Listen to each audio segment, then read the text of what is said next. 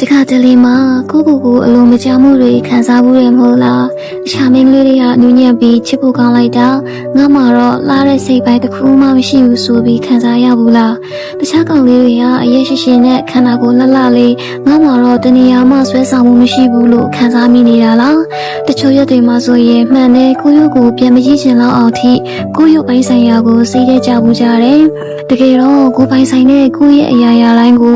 ဟာကြိုက်နေဖို့လိုအပ်ပါတယ်ဖြစ်တည်မှုတိုင်းကိုမျက်နှာဖို့လိုအပ်ပါတယ်လာသည်ဖြစ်စေမလာသည်ဖြစ်စေလက်ခံဖို့လိုတယ်ဒါကကိုဝတ်တစ်လျှောက်လုံးကိုနဲ့အတူရှိနေမှာနေ့စဉ်မြင်နေရမယ့်အရာကိုဖြစ်တည်မှုကိုကမှတန်ဖိုးထားရှိခင်ခြင်းမရှိဘူးဆိုရင်ဘယ်သူကများလာပြီးတန်ဖိုးထားအောင်မလဲအရင်ဆုံးကိုရှိတဲ့ရပါမယ်ကြောင်းလဲရတာကိုပြောင်းလဲလို့မရတာကိုလက်ခံရပါမယ်ကိုရုပ်ရည်သွေးပင်ကိုဖြစ်ရှင်တဲ့ပုံစံတိုင်းကြည့်နေတဲ့၍စိတ်ရှမ်းသာရမှာမဟုတ်ဘူးသူ့ပုံစံလေးအတိုင်းကိုလက်ခံနိုင်မှသာစိတ်ရှမ်းသာရပါမယ်အင်ဒီကျဲလုံးမလာမယ်ထင်ပြီးကြမလာတဲ့ကိုအလေးရှင်ကိုမုန်းနေမဲ့အစားတင်းတော်လာပါပြီးဖြစ်ရှင်ကြတဲ့ကိုစိုက်လေးကိုရွေးချယ်တဲ့မှစိတ်ရှမ်းသာရပါမယ်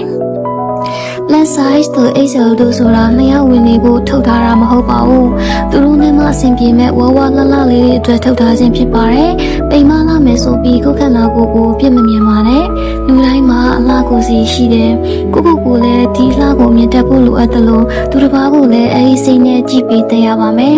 နောက်ဆုံးကိုကသူများတွေလိုယုံမလာဘူးလို့ကိုထင်တဲ့အခါပို့တော်အောင်ကြိုးစားပါကိုသွေးပြေးဝအောင်အရင်ရှိအောင်လုပ်ပါဒုထက်နေတဲ့ခင်မှာမလာဘူးထင်တဲ့ရုပ်ရည်သွေးပြင်အားလုံးကိုပြုပြင်ဖုံးပြီးလို့ရပေမဲ့ကိုသွေးကိုတော့ကိုယ်တိုင်ကြိုးစားတိဆောက်ရတာပါတချို့လူတွေကဘလောက်ပဲလှစကားပြောတာကိုကြည့်လိုက်တာနဲ့သူကအရင်ရှင်းပြေးဝတယ်မပြေးဝဘူးဆိုတာသိတာပါတယ်လှပတဲ့အမျိုးသမီးကမိဖုရားတစ်ပါးဆိုရင်အရင်ရှင်းပြေးဝတဲ့အမျိုးသမီးဟာဘယင်မတစ်ပါးပါပဲ